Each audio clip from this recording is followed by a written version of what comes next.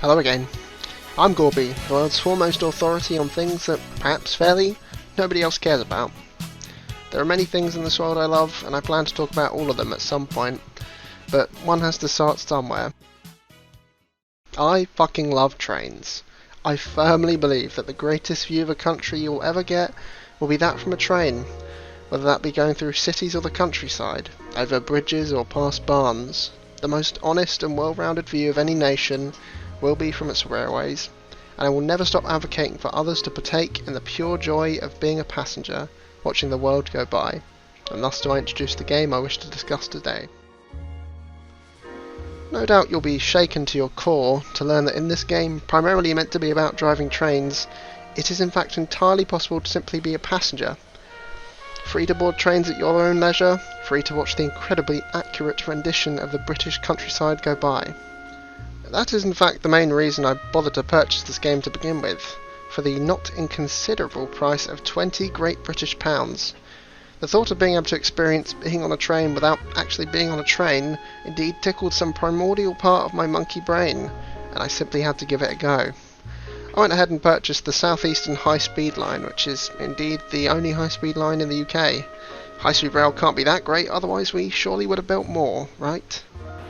In any case, I start my journey at the London terminal of St Pancras. I confess this isn't actually my first attempt at riding along as a passenger. The first time I succumbed to the temptation of entering the driver's cabin to take back control. Hello. And the second time I simply exited the train mid-journey out of morbid curiosity. Great idea. I'm not sure what I expected. Now then, time to find a seat. Oddly quiet in here, I must admit.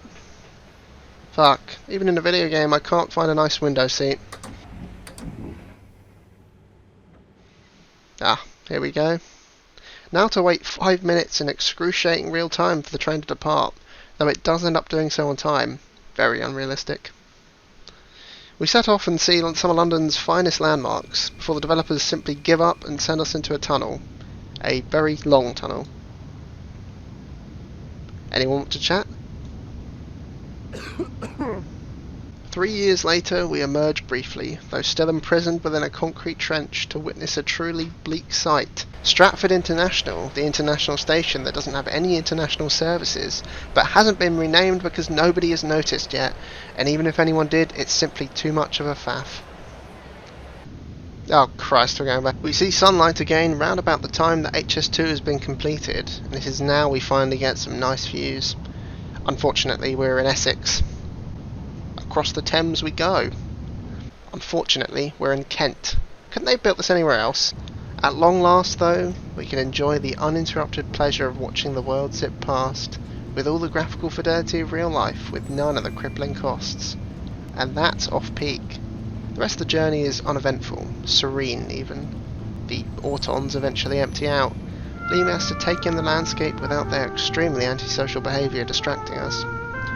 It's an experience like no other, and that is no exaggeration. My only wish is this were multiplayer, so I could sit in silence and look out the window with my friends alongside me, instead of having to simply make do with streaming it on Discord. There's just no substitute for the real thing. I get the window seat though. Anyway, that's all for now. Thank you again for watching. Maybe next time I'll tell you all about my Dreamcast keyboard if the fucking PC adapter ever turns up.